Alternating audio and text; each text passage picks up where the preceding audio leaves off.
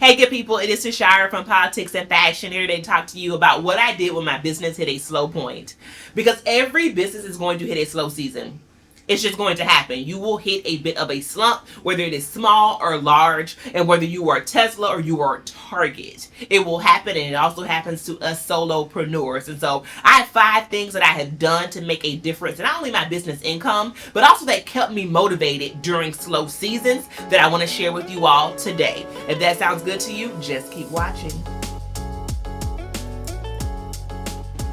Before I get started, let me tell you a little bit about who I am, because I know my solopreneurship series tends to get a bit of a different audience than folks who follow me for style and self-care content. I am a 42-year-old reformed attorney, and I went from practicing law in the field of public policy at a think tank to working in luxury retail. I made that decision because I wanted less stress in my life as a result of a breast cancer diagnosis. Been in remission now for 5 years, Shondo, okay?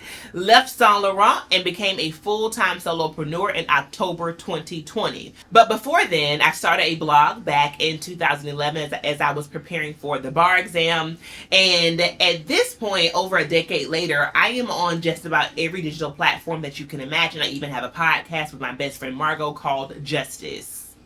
And even though some might consider me to be an influencer, I prefer the term, number one, content creator. A content creator is under a larger umbrella for me of a solopreneur. And I have a whole series around what a solopreneur is and how a solopreneurship mindset and practices will help to grow your business as a one-person individual business.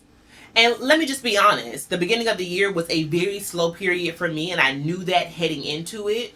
Brands don't brand in the same way during the first quarter, but definitely the first month of the year. I'm also not someone who has a whole bunch of brand work, at least on Instagram. I do brand deals on YouTube much more. And I was also recognizing that a lot of my DEI consulting that I had begun when I was actually still at Saint Laurent. So I was doing my Saint Laurent job full time, building content and doing DEI consulting, working 7 days a week for 2 years, y'all. That work, by the end of 2023, one of those buckets of income had completely dried up to the point where it is now May of 24, and I've done no one-time DEI trainings, and I was doing trainings consistently. So between a slowdown in brand deals and non-existent DEI consulting, what was I gonna do, girl? What is we gonna do? What is we gonna do? And once again, I want to normalize a slow season, because whether you are Tesla or Target, it is going to happen. And I decided that I was going to take matters into my own hands and use this time to pour into my own business. And that's exactly what I've been doing, and I could not be happier. The first thing I did, you all, was I grew my email list. And I was very intentional about this because I knew there were going to be things that I wanted to market to my audience that I was only going to be successful at if I had a more robust email list. Now, growing an email list is not new to the online entrepreneurial space. It's something that many people teach. My own business coach has been telling me this for years.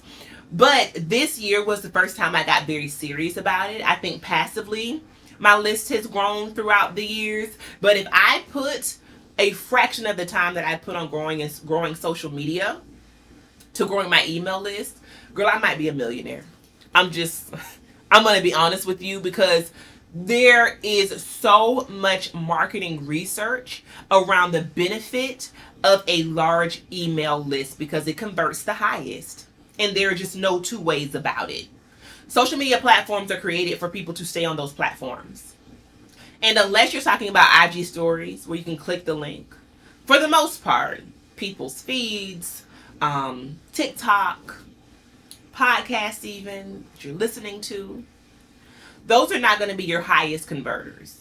Great places to build brand awareness. But when it comes down to clicking a link, asking people to click a link to do XYZ action, more people proportionately are going to do that via an email list.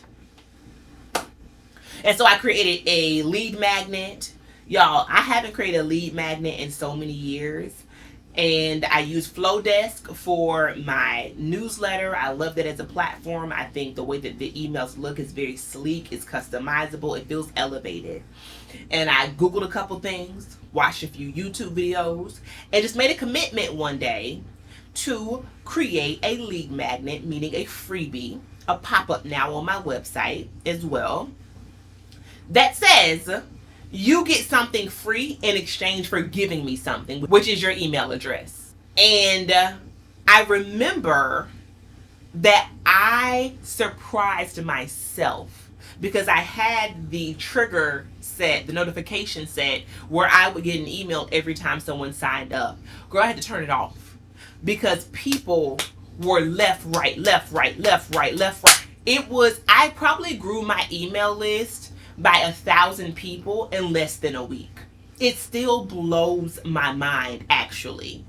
And there's obviously science there behind me giving something away and giving away what I think is actually a very valuable resource. It's a toolkit that I created in Canva using a Canva template, kind of distilled all the advice that I've given you all here, there, everywhere, added some new tricks and tips and tools into it, and gave it away as a downloadable PDF. Took me maybe 30 minutes to create and edit.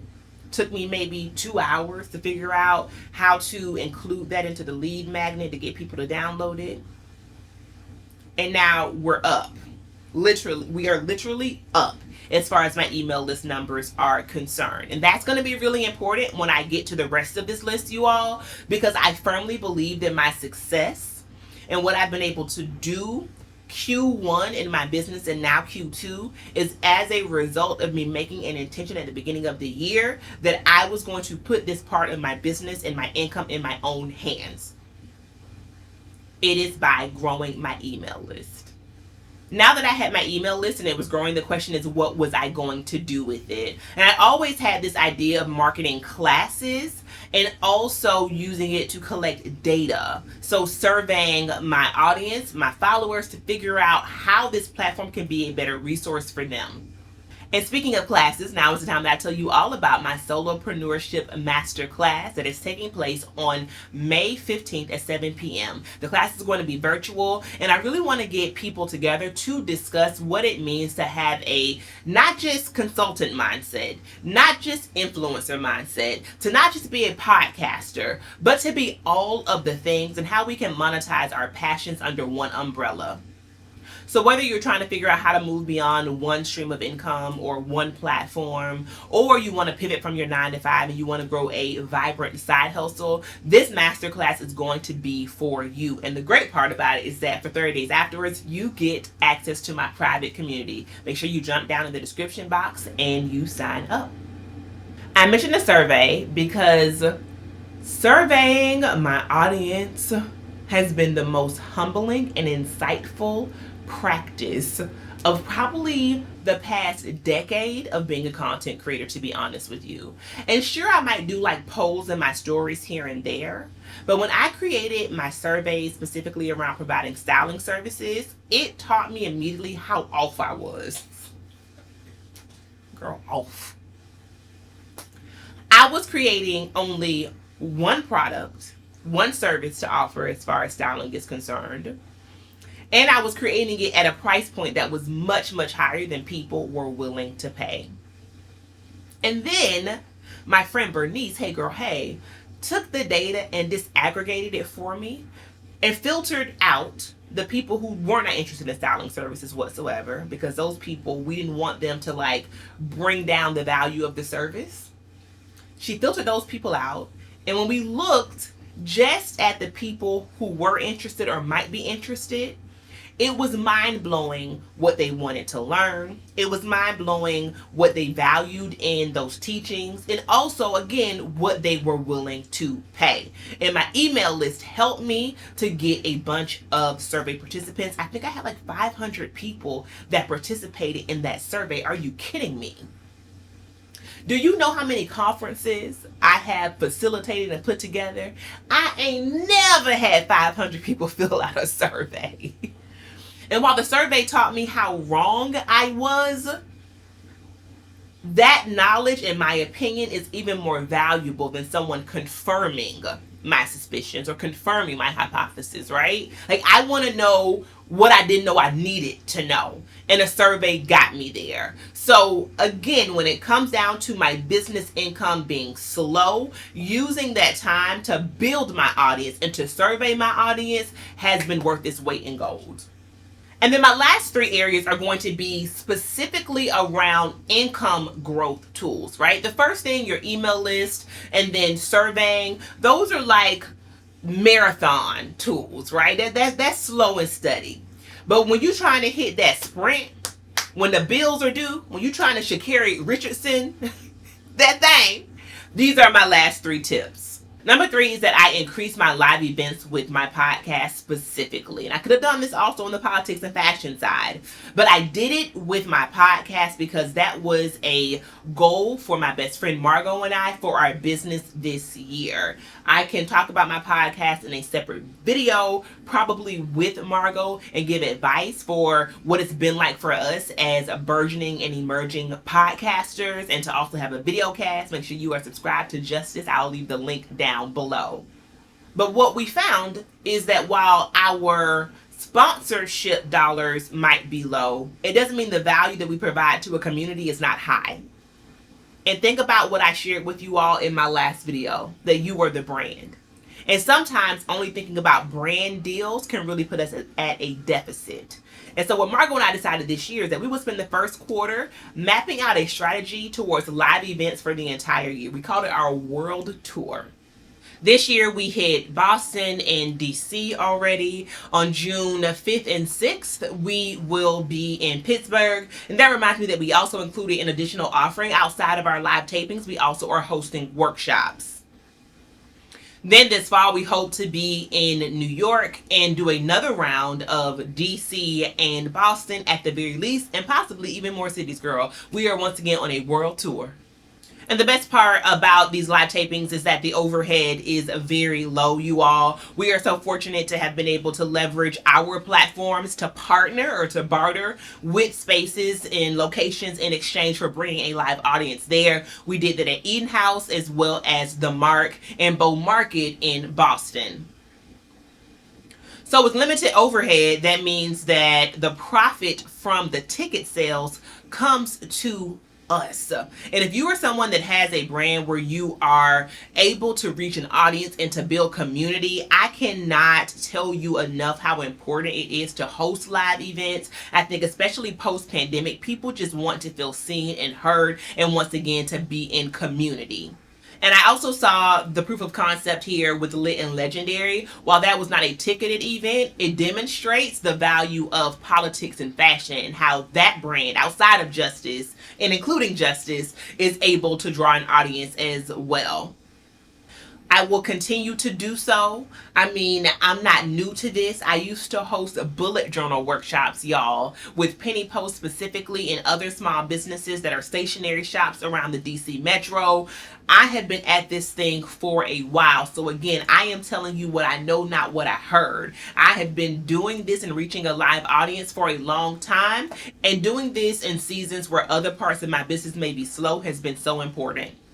The next thing I did was I increased my YouTube ad revenue, specifically by creating more videos here on this platform. I also got a lot more disciplined about figuring out what it is people want to watch and what YouTube likes to recommend.